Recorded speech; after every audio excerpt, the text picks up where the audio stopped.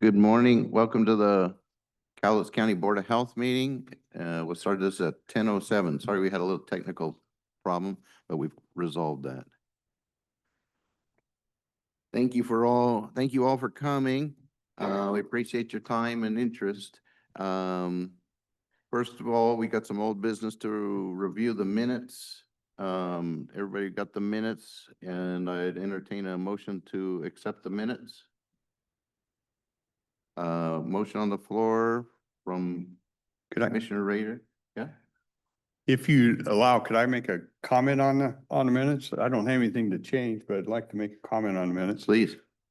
I was looking through this. I actually last month I was out of town, but I did live stream and listened to the conversation, and I wanted to offer my comments on the mission statement. There's certain things that and maybe I'm overly cautious that I see that give me pause.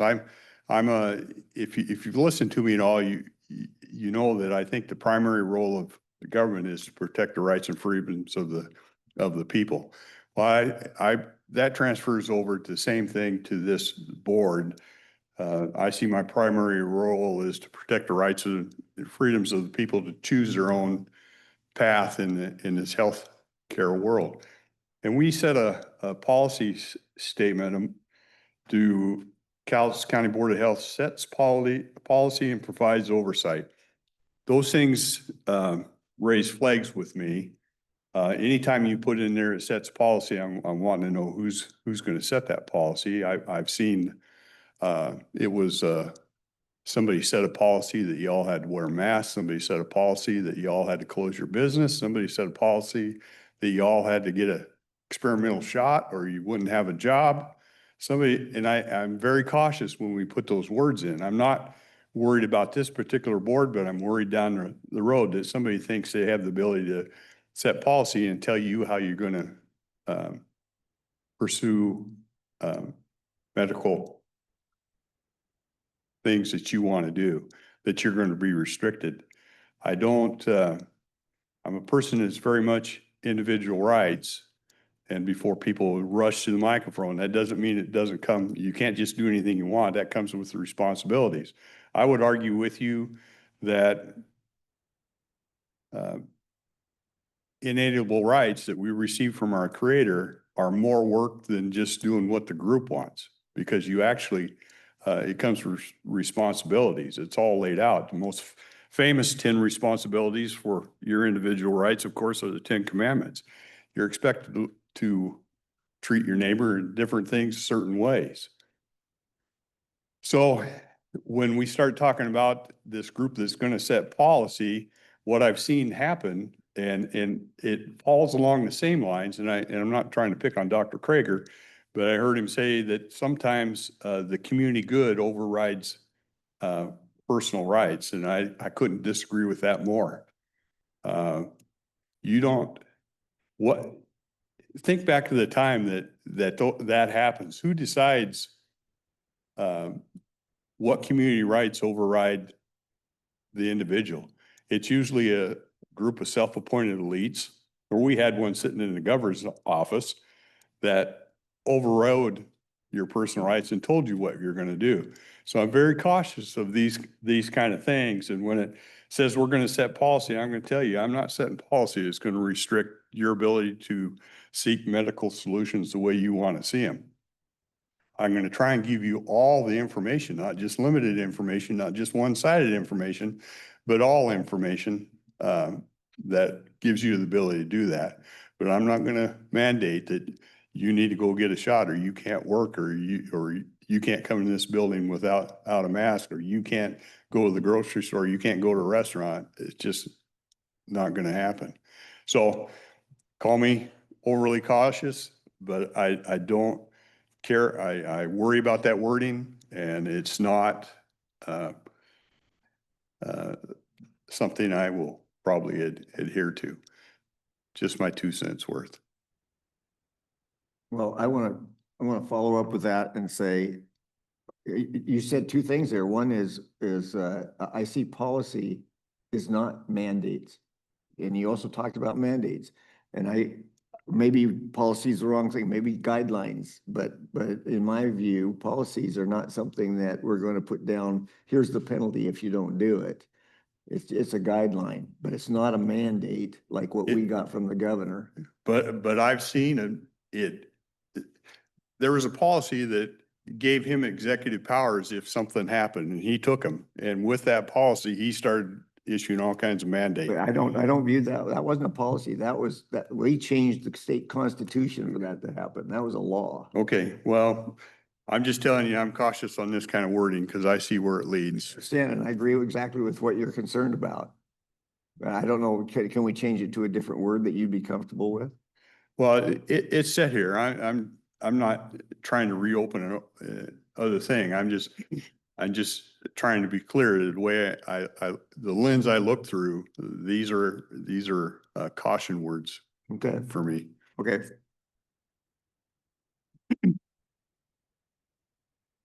Sorry. Thank you. Sure. No, I appreciate your comments. And it was, only thing I can say, it was a little bit better than the old one. In words, in language, but I agree. You had Kelly reading the RCWs and I was just throwing a fit. How does that, any of that constitutional? I don't know. Yeah, I agree. There's a lot of things that we are supposed to follow that don't seem to follow the Constitution, but they're written in a book and yeah, supposed to kind of blindly follow it, but I appreciate your leadership in not going blind into this. Well, we can always change it, but in this case, we just need to approve the minutes, right? Yeah, right, Yeah. right now, Okay. so, Yeah, he was kind enough to give me a little. okay, so all in favor of approving the minutes from last, month? Aye. Aye. Aye. Any opposed? No. Okay, it passed. By the way, Karen Joyner is out today. She told me earlier, so that, I have on my note there, the mental health, we did a workshop, or the last Board of Health meeting, we talked about setting up a workshop that did end up, getting, done, and took place 2 weeks ago, I believe. And so the Board of County Commissioners is, working on that. Just wanted to kick it over to you guys officially.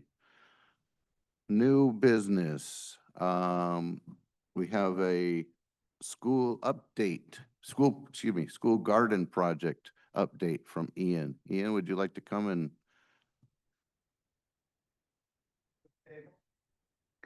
That's fine, I think. Is he all set up? Okay, we got the presentation ready. Yeah, it's set up, but I think you have. There you go. You got a green light on your mic? So would you like to just Now I do. introduce yourself real quick and proceed? Yeah, I'm Ian Thompson and I'm the operations coordinator for the nonprofit Lower Columbia School Gardens. Thank you for coming. Just to refresh everybody's memory, last year, this board voted for some funding for them.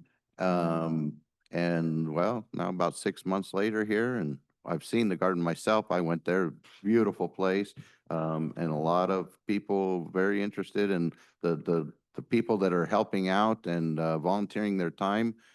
Kudos to all those people.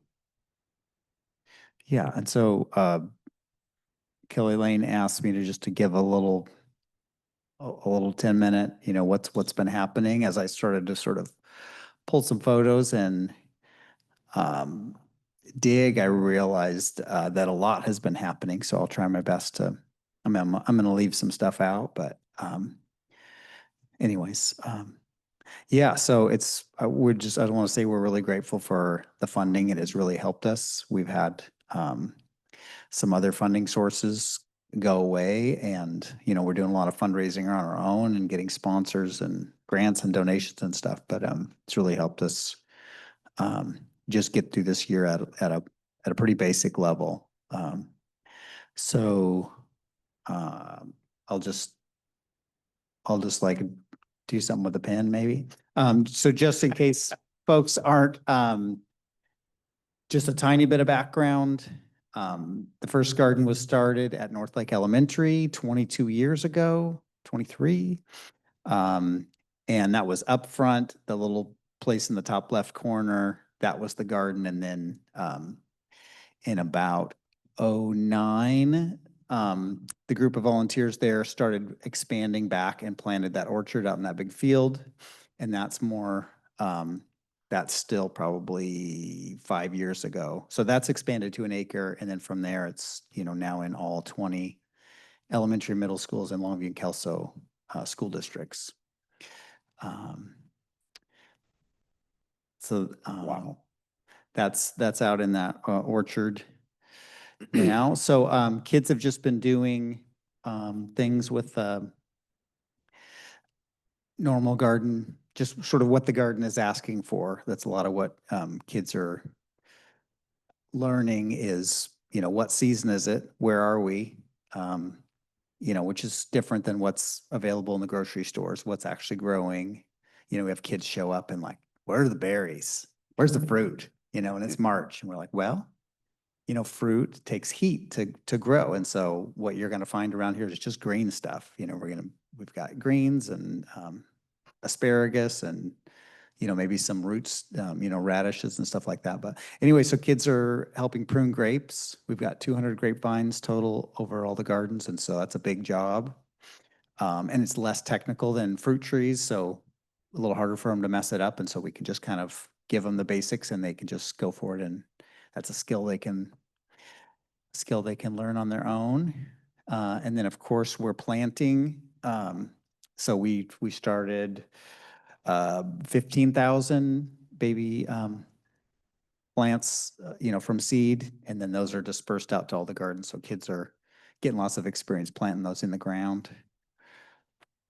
That's kids putting in a perennial asparagus bed at one of the schools, which is very much delayed gratification. You have to let it grow for 3 years before you can harvest it. So these middle schoolers know that, they can come back as high schoolers, but this is really something they're doing for the kids coming behind them. And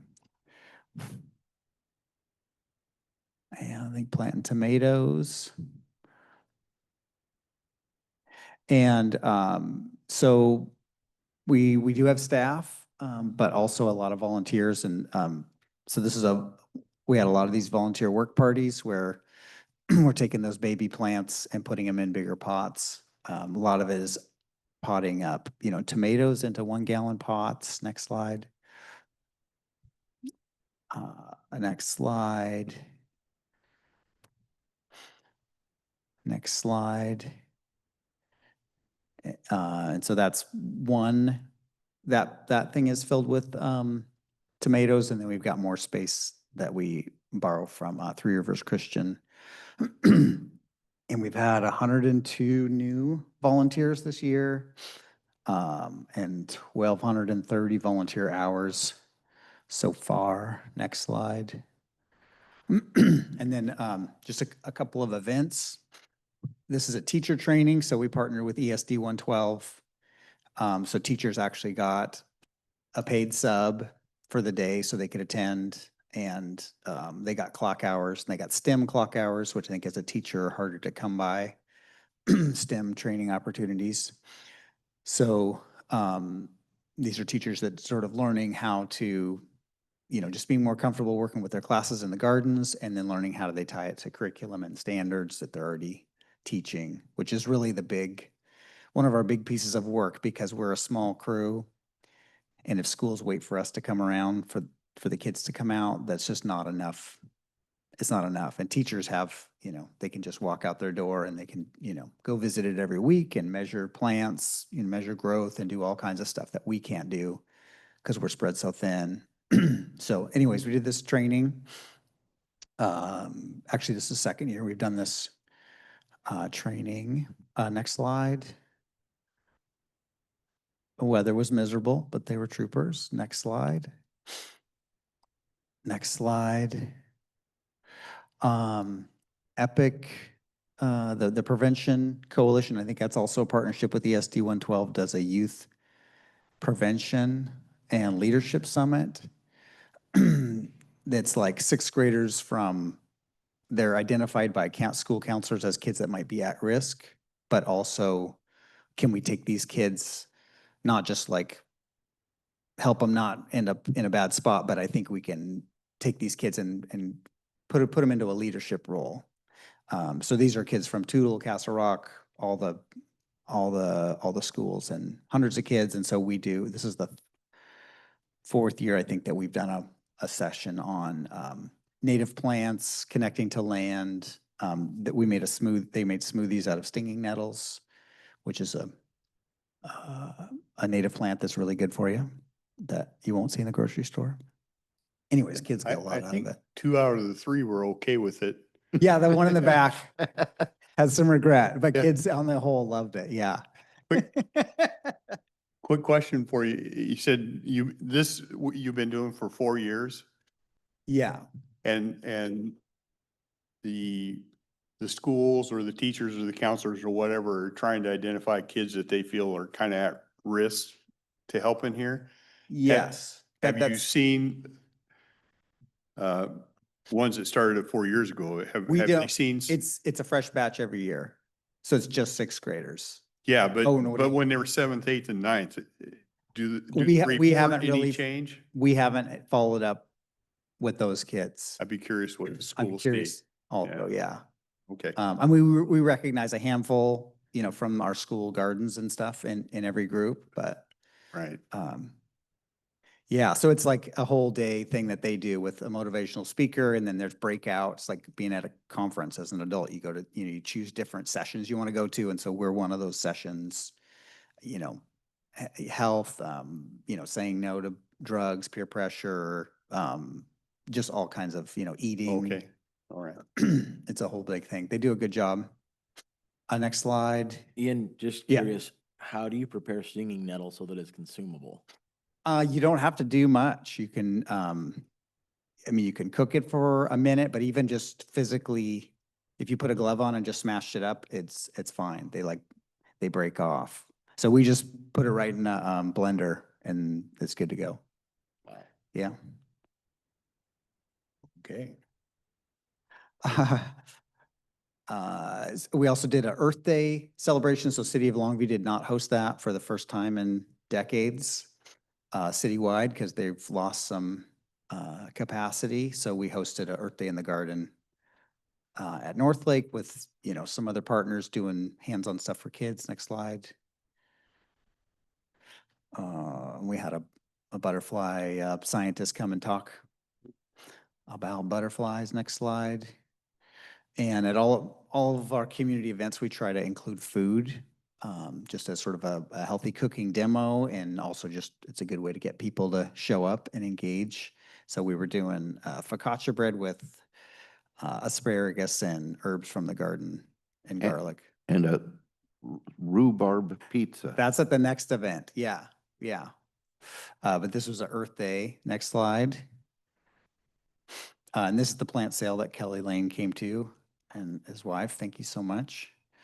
So yeah, we don't have a number, but thousands of people come to this event, and it's a sale, but it's also, we have live music and kids are making garden pizzas. Next slide. And kids get experience, customer service, that sort of thing. Next slide. And yeah, we do a rhubarb sauce because in May, there's not a lot in season. We're not going to put tomatoes on it. So yeah, they're pretty good. Next Where's the slide. meat in that picture, Ian? What's that? Where's the meat? in that Exactly. picture? Well, what we tell the kids is we forgot to plant any pepperoni. So sorry. I mean, we do buy cheese, but yeah. Let's see. Next slide.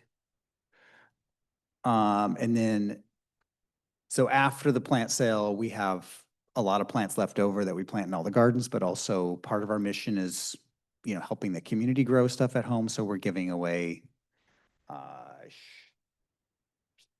like close to 2,000 plants. And some of those are like big, beautiful 1-gallon tomatoes. That trailer was full of 160 tomatoes, and we had a bunch of smaller plants. So anyway, this is International Festival at LCC.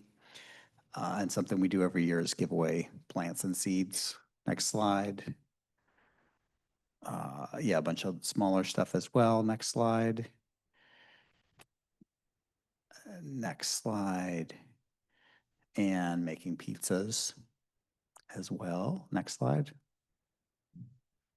And there's more plants. So on our weekly garden days, we'll have them out in front, and then we'll also just put them around town at our farm stands and stuff. But that's, and also people can call us, and we, help different groups. We gave plants to YMCA and City of Longview's little garden and Kalama School Garden and other groups. Next slide. And this is Ethnic Support Council, and we did a container garden clinic sort of thing where if you don't have a yard, if you're in an apartment or something. So they got to plant a tomato in the middle. Next slide. And then like basil and cilantro and hot peppers around the outside and take that home. A lot of families showed up for that. That was great. Next slide. And now we're into summer. And so next slide. Yeah, right there. So right now, where are we? Tuesday. So Barnes, CVG, and St. Helens are open right now. And summer's a great time because volunteers or visitors don't have to do background checks through the school district. They can just show up. So this is just open to the public, your neighborhood garden. Anyone can show up and, help with garden tasks and, take home some food, that sort of thing. So that's been great. And we've got some in the evenings. So that's what's going on right now. Next slide. So you just post that publicly and Yeah. and the public can show up at whatever school you're at. and Yeah. Help. Exactly. So we've tried to get it out a lot of different ways. Daily News and the library and some different, what's the Maternal Child Network.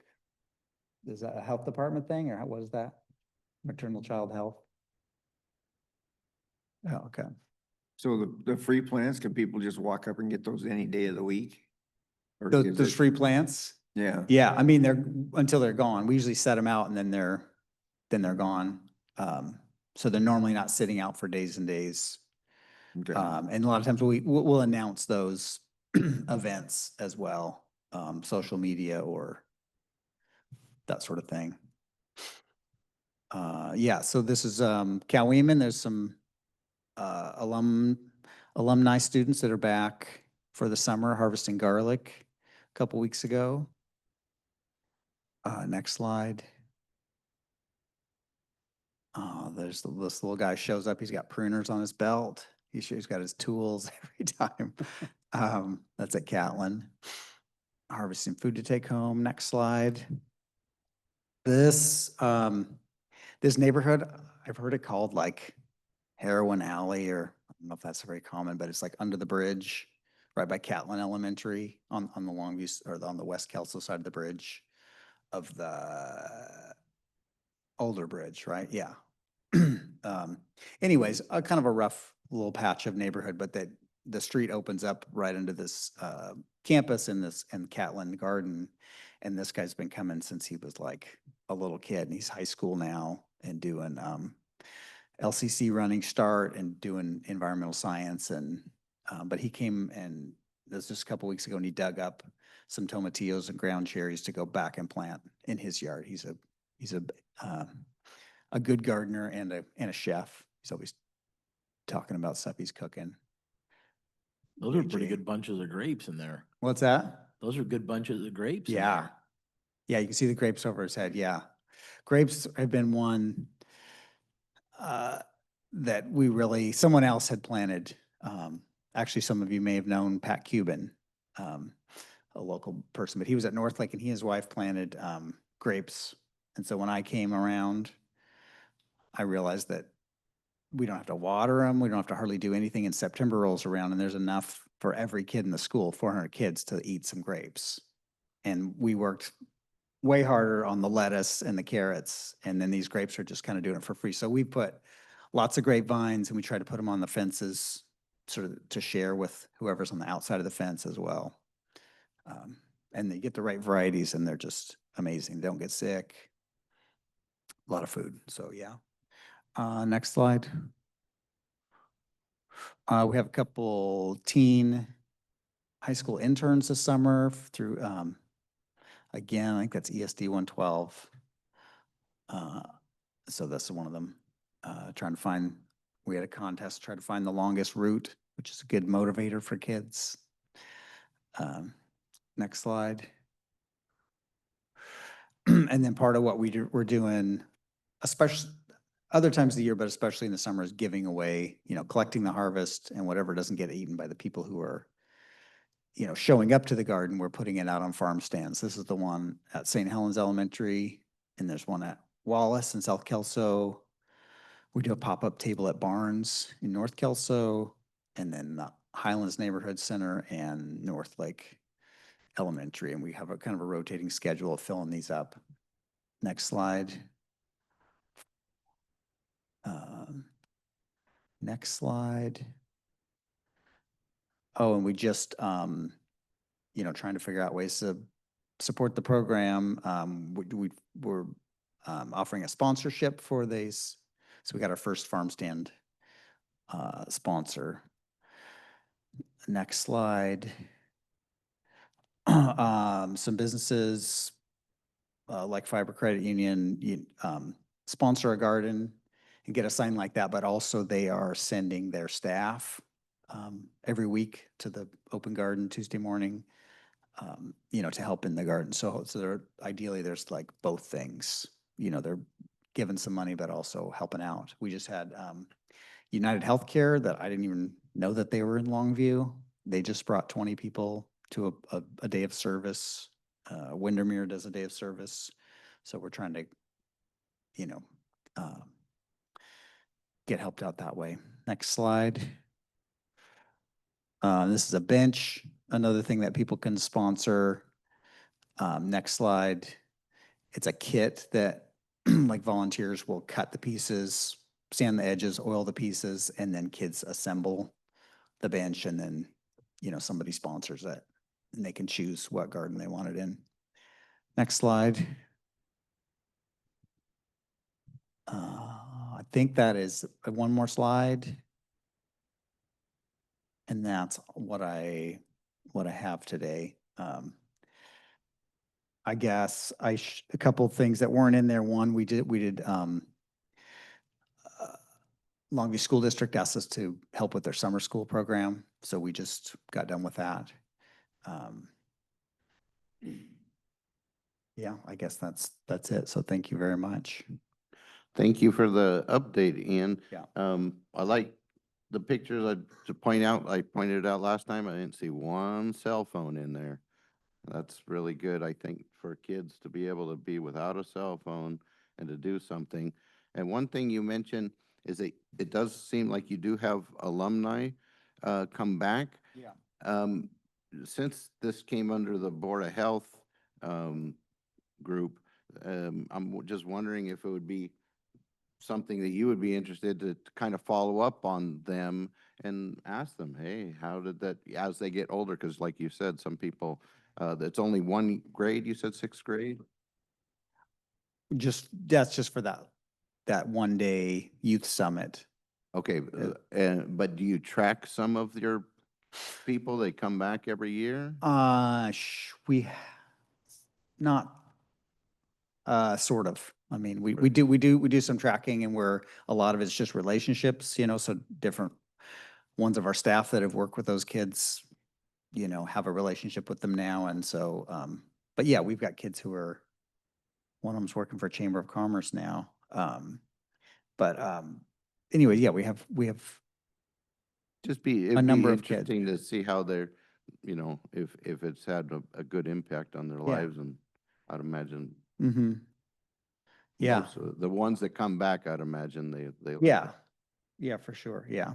And we see a lot of, high schoolers, you need to have community service hours to graduate, and they realize, oh, I can go back and, volunteer in my school garden that I was in elementary or middle school. And so a lot of high schoolers do that. And Does anybody yeah. else have any questions or comments?